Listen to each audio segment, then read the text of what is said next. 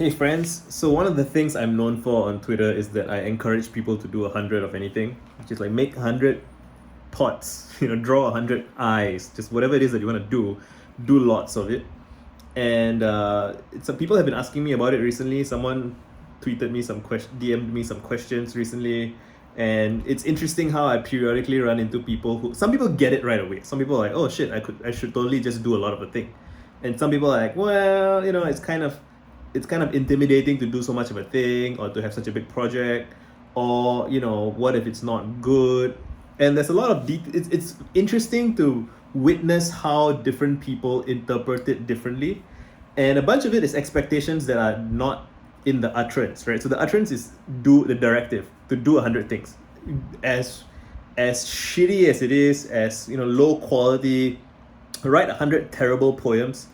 So some people write 100 poems and think that they have to write 100 good poems, and like, no, the point is to get volume of output and to have practice and to just suck at it. And like, if you're on my YouTube channel, you've seen me make 100 videos. I'm now probably like 150 or so, and there are things that you learn along the way from experience that you cannot learn any other way, and even reading about it is not quite the same, because the knowledge is kind of in your head. It's kind of removed from your practice, right?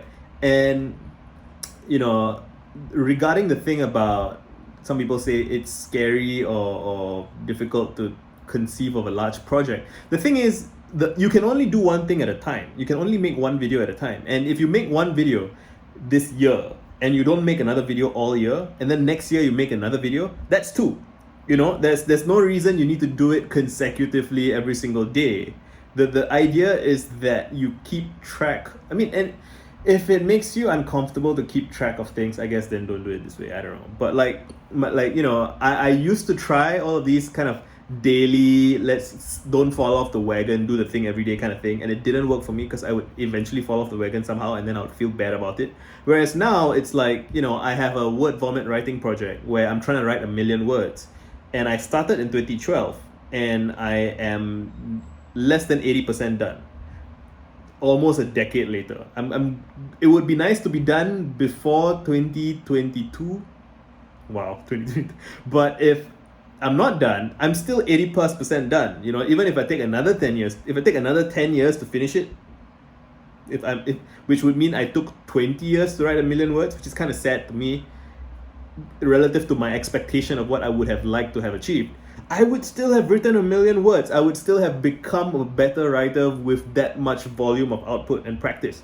And same for these videos. The more I speak, I start, one of the things I'm self-conscious about is, I'm not going to say it's my accent. I'm very proud of my Singaporean accent. But sometimes I stumble over certain words just because I don't have practice speaking, right? And I don't enunciate as well as I would like. Sometimes the T and the D and the little things that I kind of just stumble over. But, as I stumble over it hundreds of times, I find my footing. I find something that works for me. And as long as failures are survivable and not too costly, it's relatively cheap to make a video just takes a few minutes, right? And in the early days of my video making, I used to make really long videos. So I would sit in front of my laptop for a good half an hour, 40 minutes, sometimes an hour. And those would be really long videos, and I would upload them, and I wouldn't learn very much from them because I don't feel like rewatching them myself. And obviously, if I don't feel like watching them, why would anybody else want to watch them? So very few people watch those videos. Fewer people still commented. So I didn't really learn very much. I can occasionally go back and rewatch some of them and try and find some good bits and whatnot.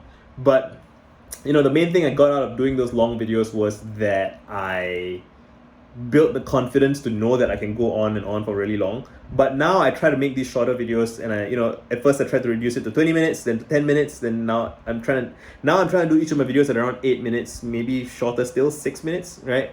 And my joke on Twitter was that eventually I'll get on TikTok, right? But there is a thing that you learn from sheer volume of output. And some people will be like, oh, but then you're practicing badly, and bad practice makes, perfect practice makes perfect, right? And bad practice does not make progress. I don't think that's entirely true. Well, it depends on whether you are conscious about it and whether you review your old stuff and whether you learn from your mistakes. which can be done. You just revisit and review. It's not that difficult.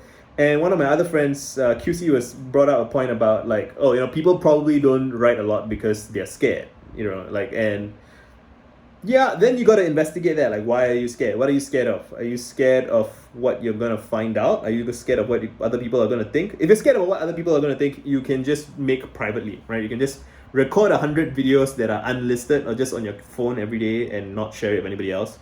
And if you're scared of what you're gonna find out, you can take baby steps and write about things that aren't scary. Write about things that are silly and weird and pointless, and write about the moon, and write about clouds, write about your cat, write about the furniture in your house. Just write random rambly shit.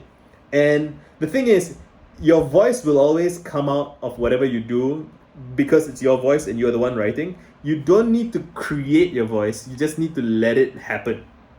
It's in all the idiosyncrasies of your choices of words and rhythm and structure and so on. So if you're stuck or if you want to do something, do a lot of it.